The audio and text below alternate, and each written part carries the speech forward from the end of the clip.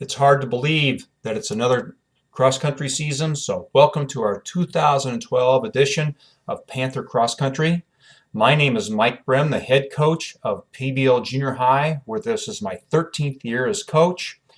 In all, I have 44 years of experience as a competitor in track and field and cross country, as a coach, and as a track and cross country official throughout the state. I prepped locally at Rantoul High School and Fisher High School. Yes, I'm a bunny, and note I am wearing orange today. I then continued my collegiate level at Eastern Illinois University, where I was fortunate to be on a national championship, NCAA national championship team in track and field, and on some fantastic cross-country teams that were third in the nation every year I was there. I've been married for 36 years to my wife, Vicki. We have 3 sons, Matt, Mitch, and Nick. And now I have 2 grandchildren, Tyler and Stella. My office is located in the junior high, as I am the district's technology coordinator, and as the kids call me, I'm the computer guy. We have a nice coaching staff, volunteer coaches this year. Coach Rob Pacey, who's been with me for 5 years and does a tremendous job as a runner himself and has a real spirit for the sport. Becky Caston, who is our media specialist at the high school, and Becky's a runner too, and she has a real love and respect for the sport. Dustin Frankie, who's from Eureka, who lives in Paxton now. I believe he works for AT&T. Dustin was a state championship at Eureka state champion at Eureka High School, and was on some cross country and track championship teams. And then my old reliable and old faithful Mike Tipsard, who's a old Paxton Mustang and who's been involved with Paxton and PBL sports since he graduated from high school in the early 70s. And I always appreciate Mike's help. You see him helping time at the meets and helping set up and take down, and he's also at practice from time to time helping. As a coaching staff, it's our goal to give our athletes the best that we have, as we show our respect not only to them as athletes, but also to the sport. And I think that's really important, because when you show respect to the sport, that means you don't call off practice for just some unforeseen reason or anything like that, or some, as I call them, lame brain reason. You're there every day, and in return, we ask for their best effort, the kids' best effort and attention as members of our Panther cross country team. Communication is really big to me, and I work very, very hard, and as a coaching staff we work hard to communicate with you, the parents and fans. And so we have a really good award-winning website for our junior high program, which includes almost everything that you need to know, plus we update it regularly. I blog on it, I keep all the kids' mileage, I put meet results, just about everything that you need is on there. And we want you to not only look at that website on a regular basis, but also know that I started to Twitter this year.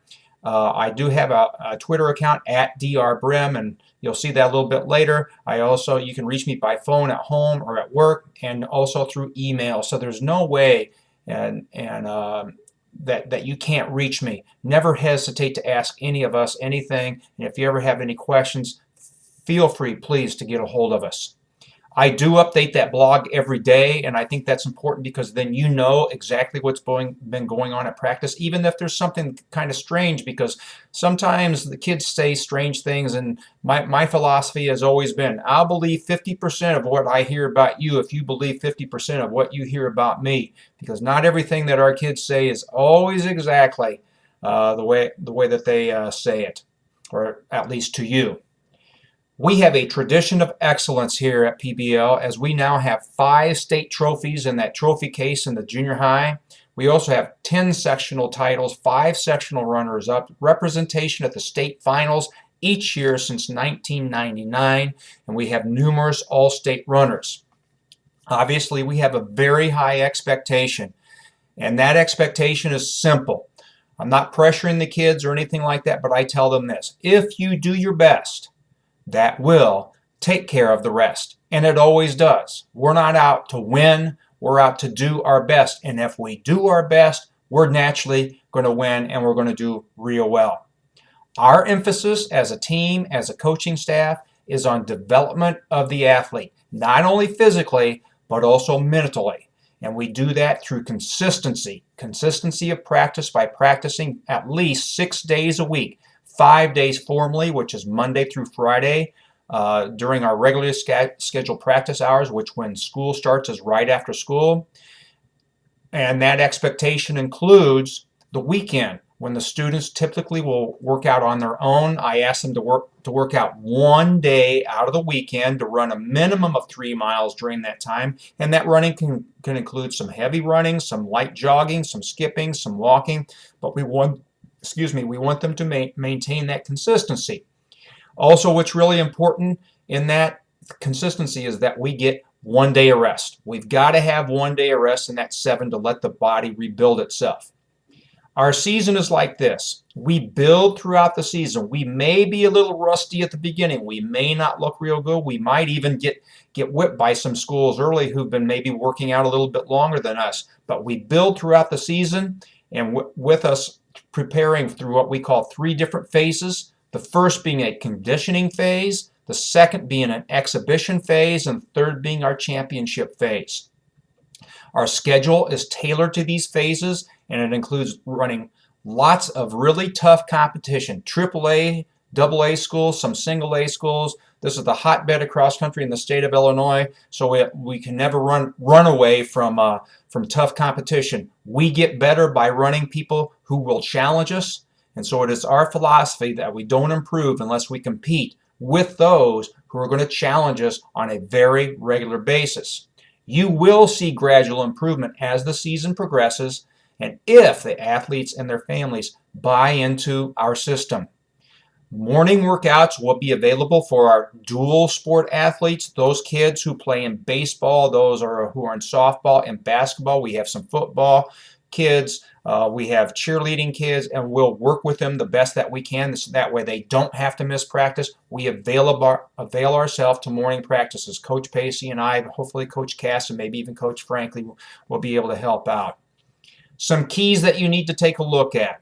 3 of them are this. All keys to a successful athlete and their improvement are rest, hydration, and nutrition. Rest being, let's get to bed at a good time each night. Get a minimum of 8 to 9 hours of rest. Take those phones, put them away, turn them off, and don't be texting. And after you go to bed, get plenty of rest, because the rest is important in revigorating the body, repairing the body, and getting it ready for the next day.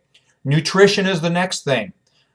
Eat good, healthy foods, fruits, vegetables, water, milk, juice. Eliminate things out of what I call the Eatos family: Doritos, Tostitos, Fritos, Cheetos, and also soda or pop, and some of those monster drinks, if you want to call them that are, I don't know why they sell them. They're not good for people.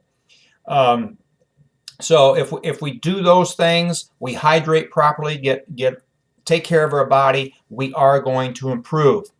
On the athletic eligibility side, all of our students must be passing all of their classes in junior high. That includes music classes, phys ed classes, art classes, library classes. Every class they must be passing. So I'm going to be on them. I watch Skyward regularly, and if I see some things that are not looking good, I do have study table after practice, and I do have students who I tell them they will meet with me after practice to see that they've got their homework done.